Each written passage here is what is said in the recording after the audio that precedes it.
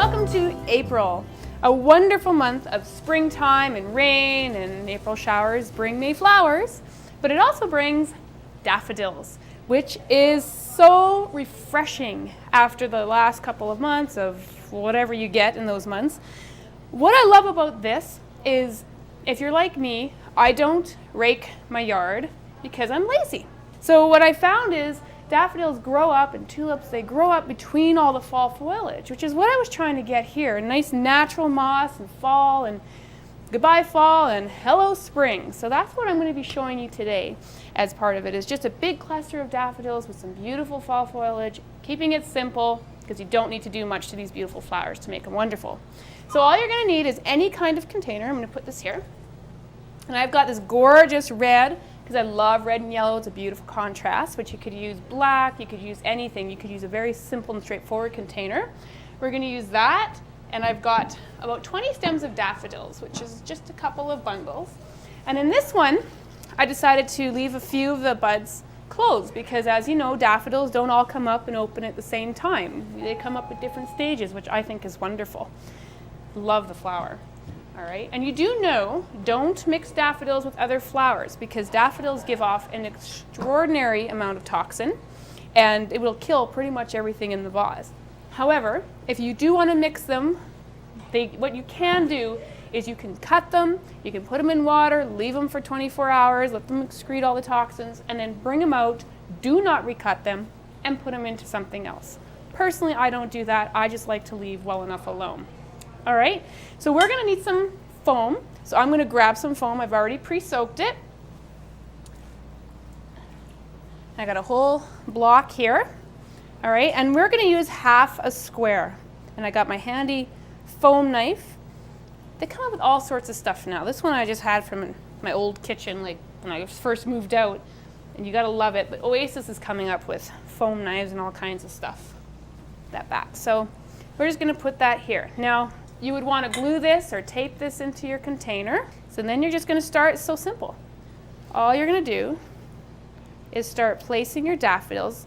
And I put them at different heights because I like the fact we're going with a nice natural feel, and they all come up at different heights and different lengths.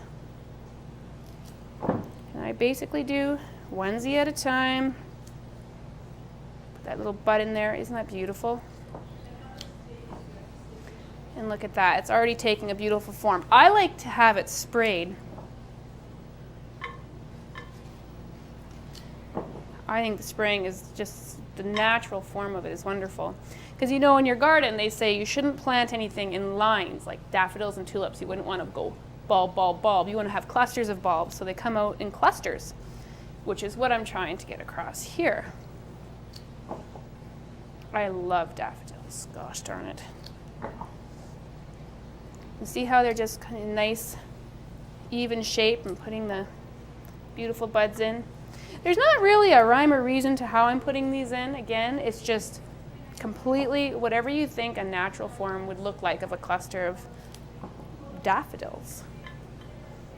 Oh my goodness. I'm so excited. I love spring. Spring is a wonderful time of year.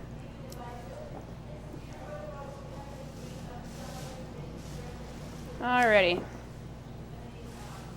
just like that. It's just that simple. You put them in, done. Now I like sheet moss, and I tend to use this quite often because A, it's a lot easier than trying to do greens. In this case, it's a beautiful natural texture, kind of, you know, mossy after snow and all that. So all I'm doing is just taking it, hard, rubbing it down there.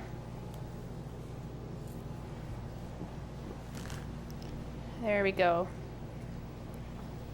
And then maybe this big hunk over here, facing it down. Now you can put wire in there. This stuff stays on pretty good because I'm not really bringing it anywhere. I just tuck it into the sides there, and that's it. And that's the moss part. So with the fall leaves, what I have is some beautiful oak leaves. Just some nice dried, natural dried oak leaves, as well as this gorgeous garland that we often use during the fall season.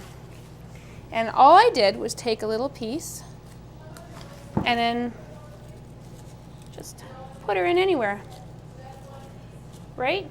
And I would tuck a few down into the side of this container just to add a little interest in the side. So I like that hanging off a little bit in the front and the back. Cut this big knot off because I do stick some right into the foam just to secure it in. It's so much fun. And then again, I didn't use too many of the red because I have a big front of red, so I stuck a lot with the natural, because what I like is just to add a little interest to the front is to take a big piece, like cut off the top of that. The fact that they're broken to me is wonderful because leaves just aren't perfect. And I just took it and put it right in. There we go. Just so it's settled right there. I think that's wonderful.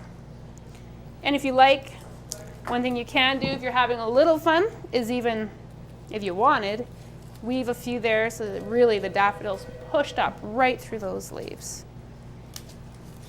Put this one here. And that's pretty much it. Look, I think I'll add one more little bit there just to get my point across. I think it's so much fun when you can have fun with different seasons.